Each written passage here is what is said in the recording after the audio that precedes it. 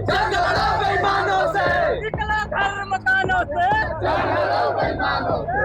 UGC के सम्मान में। तो शिक्षा वह दूध है जिसको हम लोगों ने पिया है, अपनी पीढ़ी को पिलाएंगे और अपने अधिकार को छीन करके लेंगे। अब हाथ जोड़ने की व्यवस्था समाप्त हो गई है।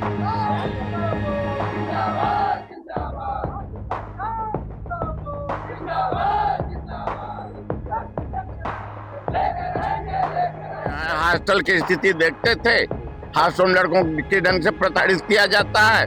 जो 80-20 के लड़के उनको रैंकिंग सिखाया जाता है, उनके बच्चों को नहीं सिखाया जाता।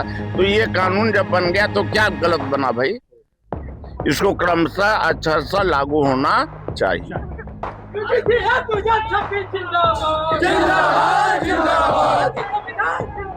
यूपी है, दुनिया आज विद्वत्ता और नई नई खोजों पर चल रही है। हम शिवलिंग का प्रदर्शन करा रहे हैं और उसी को सनातन मांग रहे हैं, समझ रहे हैं? तो ऐसी व्यवस्था से नहीं। सरस्वती पूजा यहाँ हिंदुस्तान में होती है और विद्वान जापान में पैदा होता है। ये कब तक चलेगा ऐसा? एक हमारे यहाँ बहुत सारे डिफरेंट टाइप के देवता है। एक देवता दूसरे को खा जाता है। हमारे एक देवता हनुमान जी हैं, दूसरे देवता सूर्य भगवान है। हमको बताया जाता है कि हनुमान ने सूर्य भगवान को खा लिया, तो वो दकियानुसी विचारधारा पर नहीं। अब हम पढ़ लिख लिए, हमको कमेंट करने का अधिकार है। नमस्ते। हमारे देश में एक अजीब रवायत है, अगर आप किसी बीमारी का इलाज करने जाएंगे तो आपको ही बीमार घोषित कर दिया जाता है। ऐसा ही कुछ हुआ है यूजीसी के साथ में। विश्वविद्यालय अनुदान आयोग यानी यूजीसी ने एक कोशिश की थी कि कैंपस में दलित, आदिवासी और पिछड़े वर्ग के छात्रों को उस जहर से बचाने की, जिसे हम जातिवाद कहते हैं। लेकिन अफसोस सुप्रीम कोर्ट ने उस पर स्टे लगा दिया और तर्क दिया कि यूजीसी के जो नियम हैं वो समाज को बांटने वाले हैं।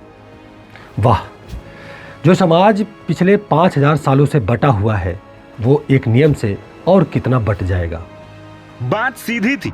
यूजीसी के इक्विटी रेगुलेशंस 2026 का मकसद साफ था, उन छात्रों को सुरक्षा देना जिन्हें उनकी जाति के नाम पर कोटा वाला, सरकारी दामाद या अयोग्य कहकर चिढ़ाया जाता है। यूजीसी ने माना कि एससी, एसटी और ओबीसी के साथ होने वाला भेदभाव किसी सामान्य भेदभाव जैसा नहीं होता, ये एक खास तरह की नफरत है। लेकिन याचिकाकर्ताओं को इसमें अन्याय नजर आया। कोर्ट में दलील दी गई कि भेदभाव तो जनरल कैटेगरी के छात्र के साथ भी हो सकता है। ये तर्क ठीक वैसा ही है जैसे कोई कहे कि अस्पताल में सिर्फ बीमारों का इलाज क्यों, स्वास्थ्य आदमी को पलंग क्यों नहीं मिल रहा है। आखिर समानता भी कोई चीज है। सुप्रीम कोर्ट ने कहा कि यूजीसी के नियम अस्पष्ट हैं। कोर्ट ने कहा कि हम कैंपस में अलग अलग कंपार्टमेंट नहीं बना सकते, लेकिन हकीकत क्या है? हॉस्टल के मेस से लेकर इंटरव्यू रूम तक कंपार्टमेंट तो पहले से बने हुए हैं साहब, बस वो दिखते नहीं। यूजीसी ने जब अदृश्य दीवार को तोड़ने के लिए सख्त नियम बनाए तो उसे असंवैधानिक बता दिया गया। जब चोट एससी एसटी को लगती है तो मरहम सबके लिए क्यों होना चाहिए? क्या एक विशिष्ट समस्या का समाधान एक सामान्य नियम से हो सकता है?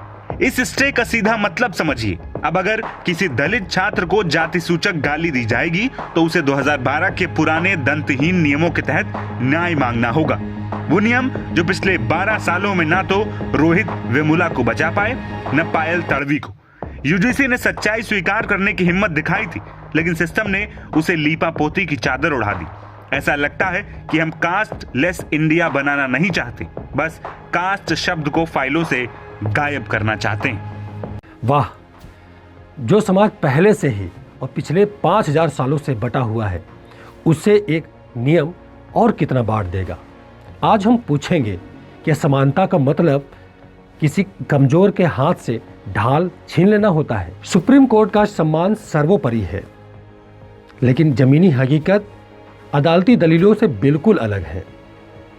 यूजीसी का हाथ बांधकर हम जश्न तो मना सकते हैं, लेकिन उन छात्रों का क्या जो रोज अपनी पहचान की लड़ाई लड़ रहे हैं? नियम पर तो स्टे लगा दिया गया, लेकिन क्या जातिवाद पर भी स्टे लगेगा?